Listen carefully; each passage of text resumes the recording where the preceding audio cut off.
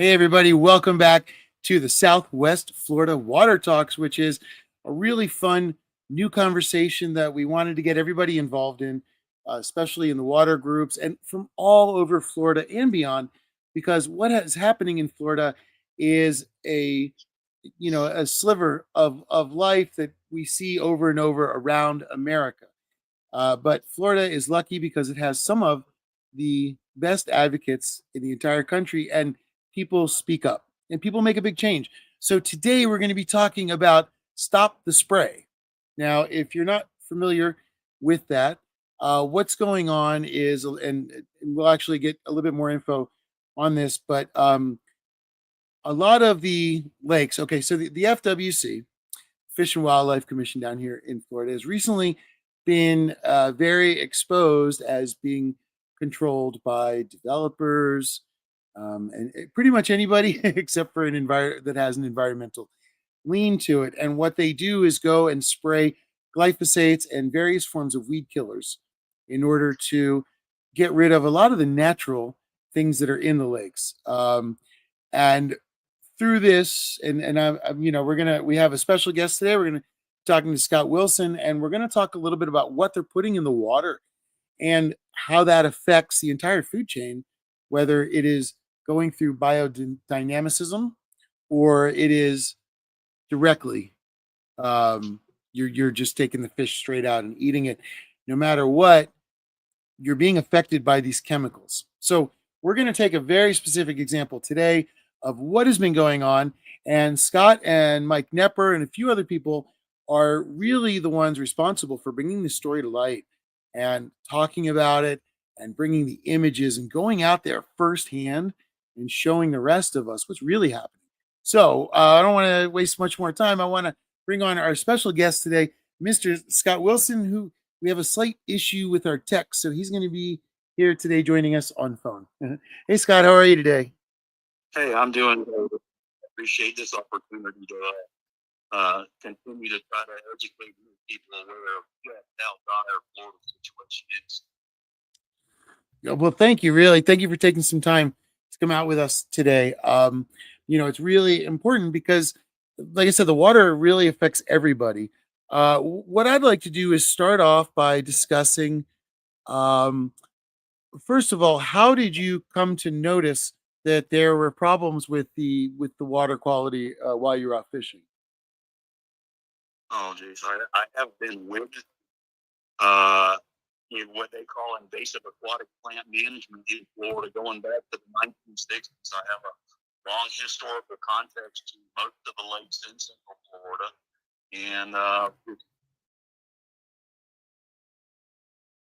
after 2011, the vegetation in the lakes just started to simply just evaporate overnight.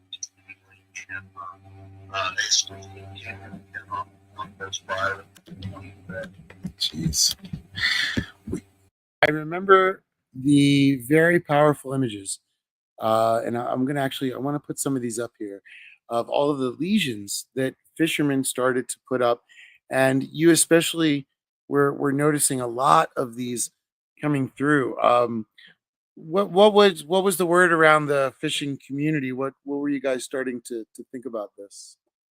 Well, I have spent much time in learning from top aquatic plant science and especially fisheries biologists, including the top fisheries biologists from FWC.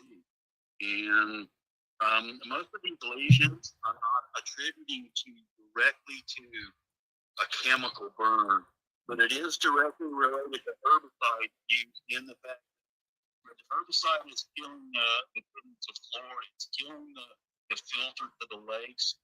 And as they go out and they spray these plants, they die, they sink to the bottom, and they're continually decomposed for a long period of time, which degrades Florida, degrades the water quality.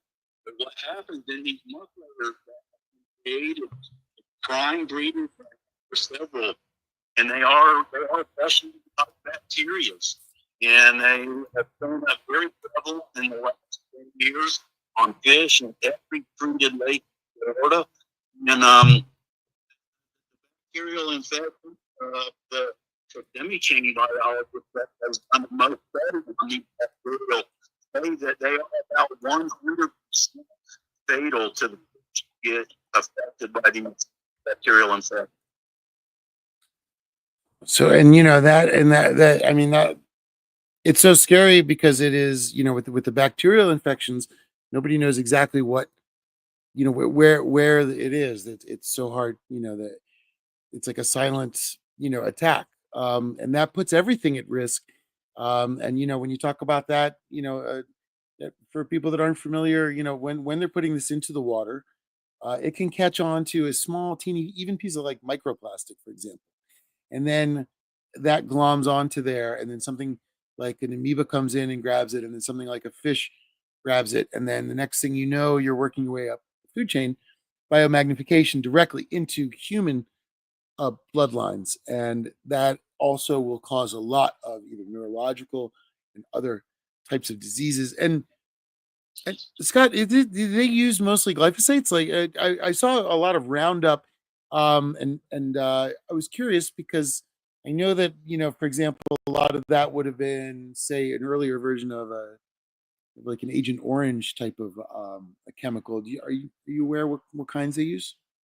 Yes, sir, I am. I've done a pretty extensive study on this over my years involved. Since 2016, aquatic plant management has actually cut down, drastically their use of glyphosate. And that just about when the whole lawsuit started to hit the they have graduated now in Florida. There are 19 registered aquatic plant herbicides that are used, and to be quite honest, many of these newer herbicides make glyphosate look like greasy kid stuff. Although the farmers in Florida use a ton of it, and a ton of the glyphosate in manatees is coming off of farmland, but actually spraying glyphosate directly like rodeo or Roundup to the water, that's cut back a lot. But the problem is that they replace glyphosate with some horrible chemicals, with aquathol, well, actually with indithol salt. One of their favorites is diquat dibromide, which is a sister to paraquat. They use stuff like phenanoxylum, flumioxazine, mazepar, amazomot. One of them, a Mazatar that they spray out of helicopters on Lake Okeechobee was actually first registered as a rodent to kill rodents. Wow. And they found out by accident that it does a fantastic job killing catbirds on the loads. They spray this stuff directly out of the helicopters. But some of the hydrocol 191, there's so many of them. There is a new pesticide herbicide that's come out that just hit the market last year called PIGR, and it's made by Seco Chemicals. The label on this thing is completely frightening to death. Yeah, it's like an all-out assault. I mean, the fact that they're doing it, we're showing right now Mike Knepper's incredible footage of them spraying the lakes, just driving through the, I don't know if it's hydrilla or what exactly they're going through, and just spraying it and spraying it. And it's crazy to think it comes out of the plane as well. Hi, Kelly. Kelly Jo Connolly is joining us as well. And she says hi from Sarasota. And Elizabeth says none of that belongs in our water at any stage of the water cycle. Exactly. This is, and we have to remember, everybody, as well, that we're talking about, say, Lake O, for example. You've got your discharges that are taking all of these chemicals to every point between Lake O and where it eventually finds its home. Now, I'm really yes. Bring people's attention is the government agencies in Florida, the DEP and the SWC, the water management districts go out and they actually tell people that these chemicals have been tested and approved, and that is just simply not the truth. These chemicals are not real world tested. What they are, they're not approved. What they are is they go through DEP registration. All right. And they're registered. Right? When they're registered, that typically requires in-house manufactured science. All right, these are chemicals are not independently tested in either controlled or especially not in real world situations, and they're not approved. They're registered, and they usually are done, like I say, they're done with in-house science. But not only that, they come with multi-million dollar payouts in order to get these registrations on these particular herbicides. But to think that they're somehow approved and somebody somewhere independent testing how safe all this stuff is, that's a flat out untruth. Wow. Wow. So they really are putting up a big, it sounds like they're really mounting their sort of defense. Wow. This year, there's one bill in the Senate, one that's gaining the most momentum. Is House Bill, what is it? Is House Bill 129, 2025. And this House bill, if it passes in Florida, there's like 13 other states that have this bill that completely eliminate any and all potential liability to governments, to manufacturers, to retailers, or distributors of any liability of anything connected to pesticides. That, and it's amazing they've taken it the opposite direction. Instead of becoming responsible, they're just going to eliminate the legal responsibility. I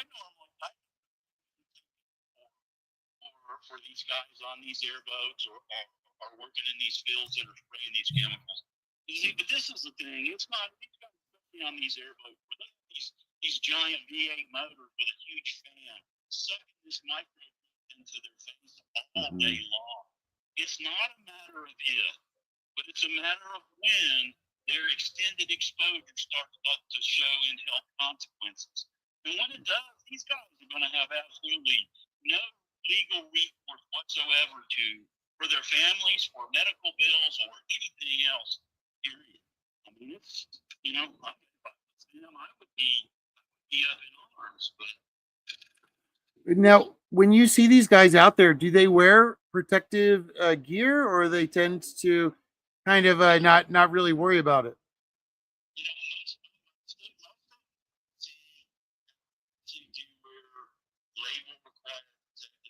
There was a big team out in Florida called Headwaters, and he's got short sleeves. He's the guy. Any gloves. He doesn't have any eye protection. And when they spray this stuff high pressure from airboats, there is when they spray high pressure, there is a certain percentage of it that will microscopically become aerosol. Mm-hmm. And that big motor is it's pulling everything from in front of the boat to give the boat in order to run. Now, these airboats that run to spray chemicals carry a lot of additional weight, so they're priced a little differently to even pull a larger volume of air at a lower RPM to move the additional weight of carrying the chemical tanks and the spray equipment. And it is absolutely sucking this microfilm in their face all day long. And they're out with no facial protection, no eye protection, full sleep shirt. Come online and say, oh, the stuff is safe, the stuff is safe. I'm afraid they're wrong. All you have to do is look up MFPS sheets and labels on any of the 19 registered herbicides in Florida, and they all require a minimum of long sleeves, eye protection, and gloves. Yeah, that is always one of the terrible parts too, is the workers. A lot of times they're the front lines that we get frustrated with because we see them, but they're being sacrificed very often by their employers for these jobs.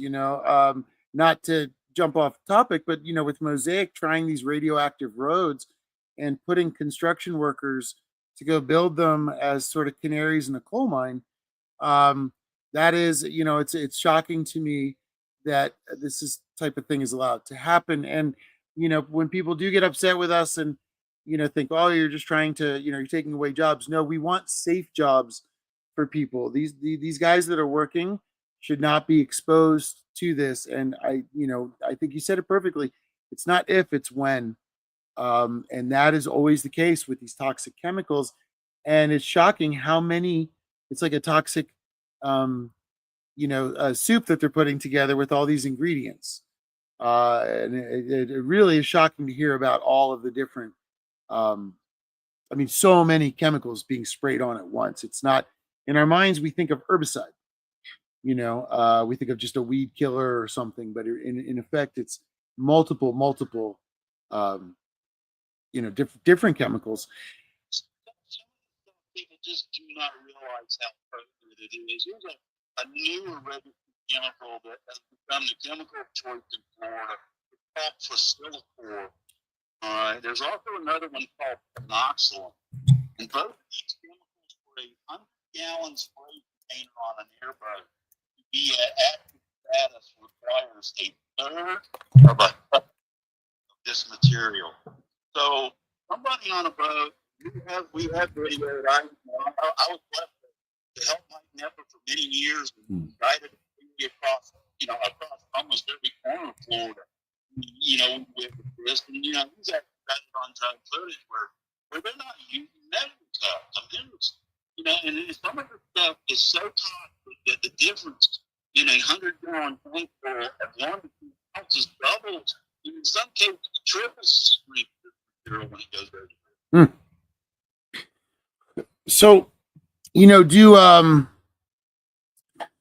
so for example, out of the lakes now, I know that you're an avid fisherman. What would you tell other fishermen that might not be aware of the spraying issue that's going on out there? Number one, in Florida, there is a huge community, and the reality is most of them are how do I say this exactly? They're of lesser means, let's say, than quite a few Floridians. They depend on the freshwater panfish, like what we call cracks in Florida, they call them crappie. The bluegill, what we call shellcracker, or reddies in Florida. These panfish make up a huge percentage of their protein take up. I mean, they make a big part of their diet. It's very important, for feeding their families, especially under the economic conditions. Unfortunately, these people are below educated about what's going on. And we had the team Shaddix, who was a big environmental Florida, and her buddy, the manatee doctor, on the boat on Orange Lake. And I caught that we shipped out of Bay, Georgia, that proved diclot bromide, which is the sister to paraquat, is indeed bioaccumulating in the flesh of these two fish. Wow. Well, that's definitely, it's really shocking that they won't let people know that. It's such a, it feels like they failed at every responsibility point that they're supposed to have, and that makes me, really curious. What do you think is the next step? What can we do to try to combat this? On this, that it is seriously hardcore almost full time since 2017. And we have investigated, potential legal avenues, all kinds of avenues. And this whole situation, unfortunately, is one of the most convoluted, politically and legally. Is protected by a law that gives constitutional Florida protection, which is Florida Statute 36920, called the Florida Aquatic Weed Control Act. And it's this law that they use as the use of why they have to continually spread. The first law ever written in Florida. Unfortunately, all the Florida attorneys, nobody wants to stop it. Be excited about going after this for 3 or 4 days until they realize that we lost Florida constitutional law, and then because of potential repercussions they might receive from the Florida law, Florida turns them for the bills, and we have been begging for out-of-state environmental attorneys, somebody that has license to practice in Florida but not rate of the potential repercussions of a Florida court. Hmm. Well, you know that, huh? It's a big mess. I mean, legally, it is. It's a FWC, and it's the story. It's so convoluted and it's gotten so deep over the years, and all the untruthfulness and all the deception that's been exposed through the FWC, the water management districts from University of Florida IFAS, which is the Center for Invasive and Aquatic Plants. The science is bought and paid for. They have full-time chemical lobbyists, 50 or 70 at a time, lobbying people. It's a very tough situation. And it definitely sounds like they're throwing so much money behind it. And I mean, it sounds like in a way that they're making these contracts with these chemical companies, and they're more worried about fulfilling those and getting the certain amount of purchases perhaps per month, or justifying budgets, or however they're going through it, and more worried about those contracts. And I've seen through your guys' work that they spray things that are already just, there's not even any need to spray it as if there was a need. But I'm saying, there's things you don't even see any weeds, and they're just getting rid of the chemicals. Well, it absolutely comes to that in so many places in Florida. It was 10 years ago. It was no longer about invasive plants. Basically, they say that they're target sensitive, but you can watch any of the videos, and there are thousands of them online now since I ever first started putting out videos. Everybody that's got a phone camera takes one now. And there are just thousands and thousands. These guys are just completely indiscriminate. They're out pumping chemicals, and that's unfortunately that's what they're getting paid to do. Although I'm told that the sprayers don't get paid, of course, by the gallon, but every one of these application companies does get reimbursed from the state of Florida by the gallon for the chemicals that they apply, and they trust me, a very, very handsome markup on any of the 19 of the registered herbicides that we use. I'm sorry, it just still shocks me every time you say they use 19 separate herbicides. That is just such a chemical assault. It's 2 or 3 chemicals in the same mix, which is real known. That's right. Like you would think that they, and it does. It sounds like they're handling it more as a routine job, like an oil change, as opposed to working in, more of a, like a chemical plant, which is what they're doing, touching these kinds of chemicals. And, if anybody's watching this and you work spraying, or you work at the FWC, or you work for any of these companies, please let us know how you're doing. How is your health? Because a lot of people are affected by this, and we have heard many stories from people that work too close to these chemicals. And the fact these chemicals come with warnings, it should already, I mean, that already means they're acknowledging the danger of them, and no time should it come in contact with our environment. And there are a lot of great alternatives, all natural alternatives. I saw Mitch had put up something a little bit earlier about mechanical harvesting. I'm not quite sure what your thoughts are on that, or if you have any other, or do you think there's other maybe all natural versions and they could get away from the spray? They use certain types of insects to try to control certain invasive aquatic plants. They've tried to introduce grass carp, which are grass-eating feral carp, into some of the lakes. Unfortunately, none of those tests have been successful. My entire existence in this fight is all about chemical harvesting. And in Florida, we have a company called Texas Aquatic Harvesting that was invited here, actually told to come to Florida from the former director at the Center for Invasive and Aquatic Plants at the University of Florida, Dr. William Howard, is known as the godfather of aquatic plants, who enticed Mr. Vaughn to bring this fleet of the state-of-the-art 90-foot kelpin harvesters. And these are very unique machines. And the fact that they harvest the reason that it's so important with hydrilla is what FWC considers the scourge of Florida freshwater. It is the fastest growing. It creates the most oxygen, and it is the best filter of all the other native plants that grow in Florida Lake. Well, part of it consumes, it's an attempted eradication by FWC, consumes about 70% of the annual aquatic plant management budget. All right. Typically, to treat hydrilla with chemicals, on the average, it costs somewhere around $1,300 an acre on these large treatments on a Apopka and Lake Tahoe that they've done with helicopters. These large-scale mechanical harvesters dig down deep into the water, they cut the hydrilla, and then load it up a conveyor belt. They compress the water out of the hydrilla so they hold huge loads. And they go in and, I have worked commercial vessels of every type.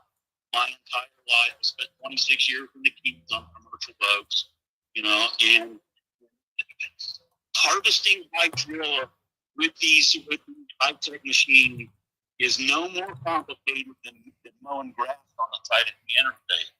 The difference is that it typically costs at most between $350 and $500 instead of $1,300 an acre mechanically harvested. But the big advantage is this: when it takes the plants, those plants use and sequester large amounts of nitrogen and phosphorus, and all of Florida water load can be traced back to legacy nutrients. And, unfortunately, it doesn't matter. There's so many groups that are at odds with each other because they have their pet peeves of the pollution loading forces. All right. But see, it doesn't matter where the pollution is coming from. Growing, allowing large spaces of this hydrilla to grow and then go mechanically cut it, not only removes the plant, but it removes all the sequestered legacy nutrients with the plants. It removed from the system. And as of right now, there is no scientific method available to remove nitrogen and phosphorus at a large scale anywhere in Florida. And the whole idea is to allow these invasives to grow, not to try to eradicate them. When you mechanically harvest them, you don't try to pull them up by the root, cut them off low, and allow them to continually to regrow, and then periodically mechanically harvest to continue to take these nutrients out of the system until we start taking the nutrients out of the system, which actually originate in Orlando. All right, they cut down through the Kissimmee Chain of Lakes, through Okeechobee, through the STAs, through the Everglades. It affects water quality into Florida Bay, all the way out to Fort Jefferson, and then it affects water quality all the way back up the reef tract, coming back up through the Gulf Stream. So, this is not a little local problem. Ask any farmer which direction food flows. It all starts in Orlando, and we have to use these God-given lakes that are put there. We got to use them as a God-given salad bowls they were meant to be, to work as a pre-filter, to pre-filter this water through the entire Kissimmee, Okeechobee, and Everglades system. Beautifully said. That is, it's so important. Starting at the source, and you mentioned that this indiscriminate form of just destroying everything. You get one thing out, but you're also taking everything else with it. And the destruction of the biodiversity that this creates. Where you have just a very that's amazing, a very natural system. And we always say you really need what they call the upstream solution from the source, and start working it from there. But otherwise, everything is going to turn into sort of a bycatch as opposed to targeted type of fishing. Let's see, we have Rich. Go ahead, Scott, please. And this came out 2 years ago from a federal DEP study. Florida now ranks number 1 in the United States of America for the most polluted lakes. We have over 1 million acres of Florida lakes now by DEP that are deemed too polluted for swimming or healthy aquatic life. And, not only has it taken the filter out, but it takes the fish habitat out.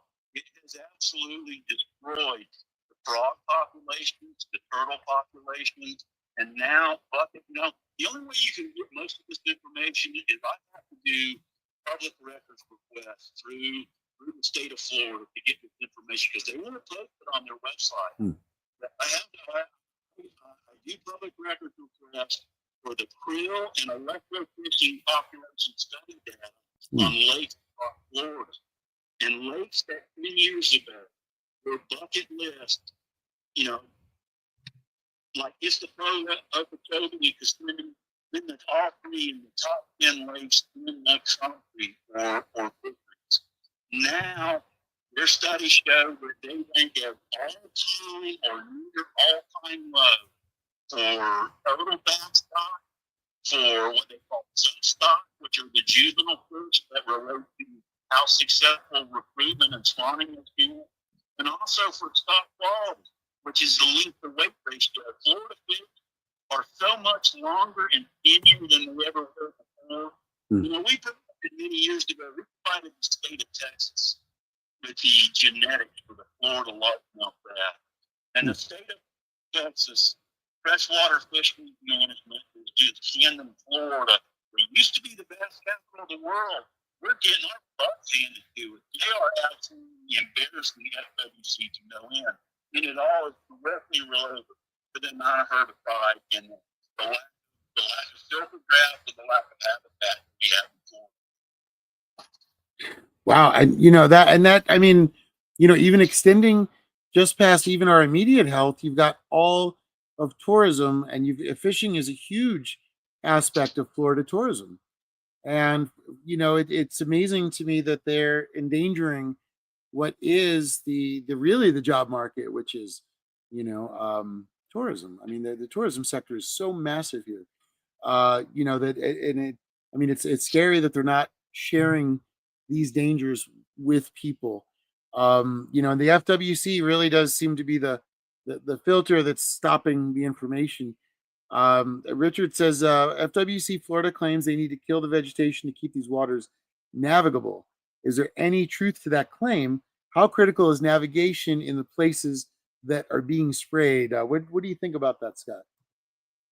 The spraying for navigation, that's not.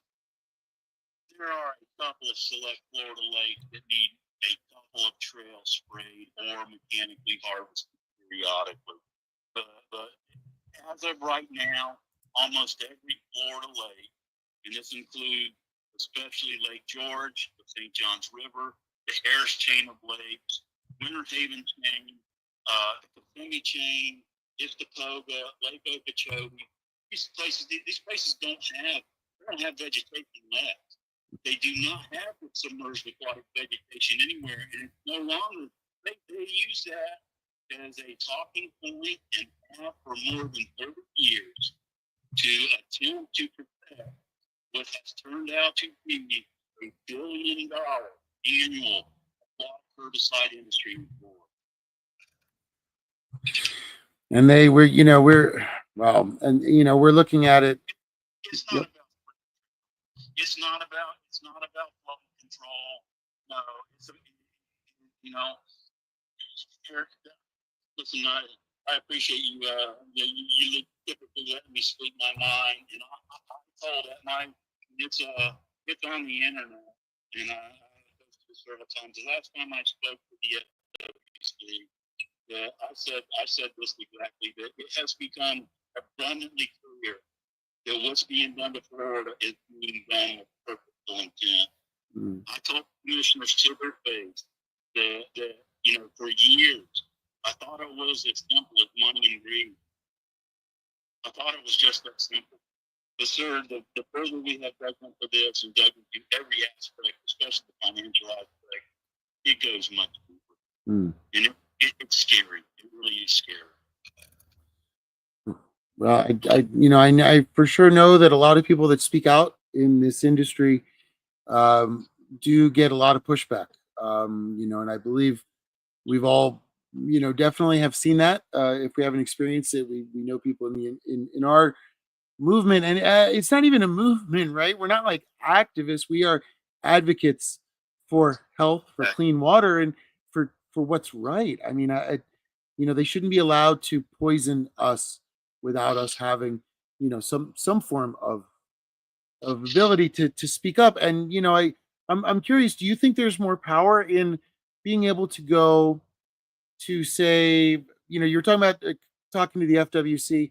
Do you think there is power in going to say like a city, a commissioner meeting or FWC directly, or something different, maybe a petition, or how do you think that it's possible to confront and try to rein them in? The only way that I think possible to affect change is going to be, you know, we don't have a legal leg to stand on. It's going to be maybe on the political forefront, but unfortunately, we're fighting groups like the Florida Aquatic Plant Management Society, which is the largest chemical aquatic plant herbicide lobby in the country. And these guys have 70 full-time lobbyists. I mean, it's really hard to go to Tallahassee, and no matter how much drone video evidence we have or what we say we have seen for 50 years, it just is not getting through. And unfortunately, this is the case. All right, FWC has been allowed to become the fourth but untouchable branch of government in Florida. They have no checks and balances. They were recently handed down a huge decision against them that was going to go to the Florida Supreme Court, and then they rallied their legal heavy hitters and asked the Florida Supreme Court, after it was recommended by the Chief Justice of the First District Court of Appeals in Florida, talking about the big guy, that this needs to go to the Supreme Court. The FWC blocked it from getting there. I personally have been denied my due process rights, which, according to FWC, the only due process we have as stakeholders is 3 minutes of public comment at an FWC commission meeting. I have continually been denied my due process rights. I gave them a justified caution in Panama City a few years ago and got interrogated for 45 minutes. It's on the Florida channel on one of my presentations in St. Petersburg. An FWC officer, even though I finished on time, was actually going to try to chest bump me. It's all caught on film. I don't know if you know of my unusual incident here on my property, but Yeah. I had a vehicle fire that was listed by the, I can't prove anything. All I can say is this, is that the state forensic fire investigators said it was ended cause. My heart tells me because how it happened a little differently, but it goes on, and I can go on. And I thank you. I know I'm long-winded sometimes because I'm so passionate about this, and I know it can be long-winded, but I certainly would so much appreciate this platform for try to help let people know what's going on. And it's every lake, every creek, every drainage ditch, every river, every chain link system, any place that holds fresh water in Florida right now is getting sprayed with aquatic herbicides. And and we really appreciate you always speaking up and always talking, speaking about what's happening regardless. And your I think I don't want to use the word faith, but I think your strength and your determination are unmovable. And we're putting up images right now, by the way, of your truck and the incident that occurred, because I want people to understand, this is sometimes the cost to just ask for clean environment, and that is a completely disproportionate experience. And you can't, I love the fact that you've never been silenced, and you've been a huge inspiration for me. So please, it's not rambling at all. It's great to have you on here, because the more we can talk to you, the more we can learn, because you've been there firsthand. Um, And I think They're that's what's important for viewers to know. barely even scratched the surface. This situation is so corrupt and so convoluted in Florida. I never thought I'd say this about my beloved home state where I was born and bred. But this is the most corrupt state, in my opinion, in the United States of America. It's definitely, unfortunately, Florida has so many levels that allow for somebody to come in and pry things open with money. But I also do think, being somebody that came to Florida for the first time to work on the movie Phosphate, I found that it has the most amazing advocates, and you guys also have the most amazing citizen voice. There's a lot of states where they just allow industry to plow over them, and you guys don't do that. So, and I do believe, even as hopeless as it feels sometimes, change is around the corner, and laying the groundwork and foundational thinking and information and education for the next generation of fishermen, people that enjoy the water, people that are just environmentalists, and even people that run businesses that want to do, like, say, herbicides, maybe natural ones. It's so important because you've changed the chapter by creating a new one for everybody to step into. And I just Rhonda just got here. Rhonda Roth. Hi, Rhonda. Good to see you here. What happened to Scott's truck? She was just asking. Um, that is a big question mark. Nobody officially knows, but the timing is very suspect, because as it happened, yeah, it was as Scott was getting more and more information. Is that correct?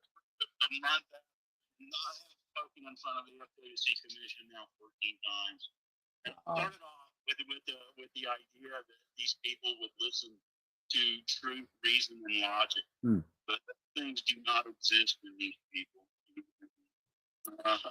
Right. All I know is what happened. It happened at first light. Had the truck hooked up to the boat that had stayed overnight because I had driven the truck in the boat and went fishing the day before, over 100-mile round trip. Never had an issue with this truck. Kept it immaculately, mechanically maintained. The last of the 5.2 V8, they put them into tow. It was my fun fishing truck. And I went out first light. I turned the key, and it was I heard sizzle and then plug. And it came up right in front of the driver's steering wheel out from under the hood, and it didn't take about 3 minutes to be fully engulfed with 15 lanes. Wow. I mean, that. See that mess you're looking at right there? Mm-hmm. You want to know the amazing story? Is that mess you're looking at right there? And at the bottom where all the metal and everything was melted and completely disintegrated, I always carried a Bible in my truck, and guess what? It was singed on the outside. The word was touched on the inside. Wow. My Bible. Wow. Wow. That is beautiful. Yeah, you guys got my, they listen. They have so. I had a firm out of Boston that does computer investigative work, and it turns out that my Google business account has been tampered with for some time, and she found 3 IP addresses to my Google business, but she cannot track. It's just they're trying everything possible to get me to shut up. And it's not going to happen because the truth is the truth is the truth, and I will always stand for the truth. Wow. I'm sorry. I'm speechless. Yes. And wow, that is just, sorry, that's very powerful. And thank you for being here, because that those of us that get sick, you're the first line of defense, and you're making a big difference. And again, I want to thank you. It's important, and I think a lot of our listeners, feel the same way. We all are too, when you've got to do what's right. Like we asked Norma Killebrew, why do you take on Mosaic? She said, you've got to take on injustice and just what it is, and it's beautiful down here to see so many people taking the calling, um, and it's really important through the work, and again, your work, Mike Nepper, and if everybody hasn't seen Mike Nepper's videos, go to YouTube. The guy is amazing. He makes the most incredible documentaries, and not only is his imagery beautiful, but his storytelling is so powerful, and what he's talking about is so important. And also, everybody, Wilson, our friend Wilson McCourtney, has an amazing movie called Fighting for Florida, and he also covers this topic in there. So there are a lot of voices that are speaking up. Sometimes I know, Scott, you might feel like you're speaking alone, but you've got to remember that it might just sound that way because sometimes it's a chorus speaking in unison with you. I thank you for those shout outs. Listen, I'm blessed to Wilson McCourtney on Lake Hall on Kissimmee Chain when he got his drone spray footage, and we did all the interviews, which will be a portion of the movie. I'm so proud of that. Mr. Mike Never, God bless him. We haven't seen eye to eye all the time, but his relentless and his ability to make quality documentary film. For those of you who've not heard of him, there's more than 30 documentary or 30 videos, all well defined. They're available at capital K, capital NEP environment on YouTube, and everyone is worth watching. Do interviews with many of my lifelong friends around the Kissimmee Chain and around Orange Lake, and people I've known through Florida my whole life, and just every aspect of this whole situation he managed to cover, from fact checking to following the money to all for videos with the drone. He's amazing. I still thank the Lord for him every day. He's done an amazing job to really great part. He just, I'm not a water management expert. I'm just a Florida fisherman that was blessed to be educated by the very best water mountain. And I got a big one now. I'm not afraid to use it, especially where you go. Well, Scott, I was gonna say we're as we're starting to wrap up. Are there other aspects, or was there anything else that you also wanted to talk about that maybe we didn't fall into today? Because I was curious if we missed anything, or there's anything else you wanted to bring up. We have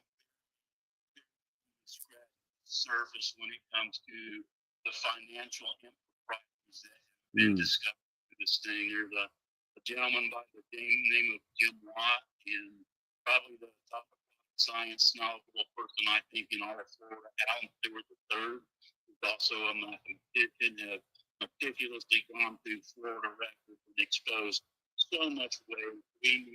We need those so bad. We need the FWC. The biggest problem is, that it's developers. It's a car salesman and a housewife. They don't have any experience in the environment whatsoever.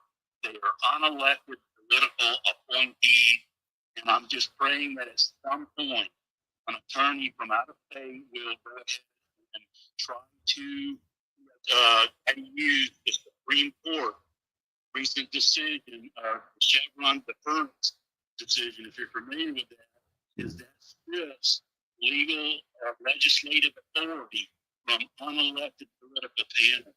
And I can't wait for some attorney to apply that to the FWC so we can have reformation on the FWC that these people are on based on scientific merit and not campaign contributions, and that they will get people that both know and care that will actually That's that you know what, there you go, that is the sort of the rotting head that we have to change, the FWC. And that is that well, hopefully we can try to reach out to some more people as well. We've been working with some over in Cancer Alley and a few other places. Maybe there's a way that we can hopefully bring that in, as long as the topic stays up. And again, the topic really is only to light because of you and Mike and Wilson's efforts now. So really it's that we got to just keep it up. And it sounds to me like, if it would be okay with you, why don't we I would love to set up another show and even do a bit more of a deep dive. Let's go check out some of that money and talk a little bit more. Difficulties on my end squared away. We can do this face to face. Great. Listen, I would love any opportunity at any time, sir. I so appreciate you for your platform and your advocacy against this poisoning of Florida. The Florida lakes are the worst in the nation now, and it's all directly attributed to not having filter gas and chemical herbicides applied daily.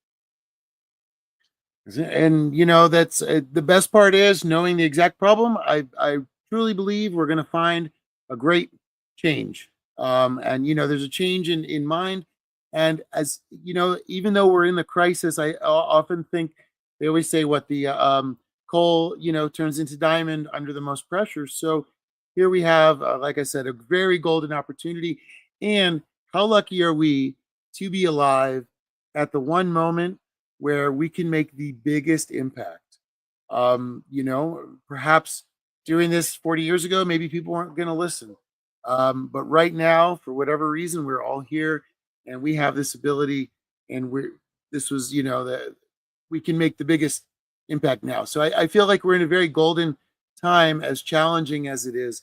Those challenges will keep us rising above, and we're going to keep pushing. Best thought here is especially in the last probably 5 months, I've seen the number of people pour out online and pour out to different groups that are fighting this spraying, and the awareness is finally getting home. FWC now has achieved the lowest public trust and credibility rating of any government agency in Florida, and it's because people are finally aware and finally speaking up against this atrocity against nature. Great. Oh, well, thank you so much, Scott, for joining us today. It's been an amazing education, and I definitely would love to connect again. And yes, let's. I think everybody, I'm sure, would love to come in and get more questions as well. And yeah, let's get back together and talk a little bit more, because there's so much more to discuss. Thanks again, Scott, for being on today. You just say win, sir. Love you, brother. So, all right. Thank you so much, Scott. Sending you guys the best.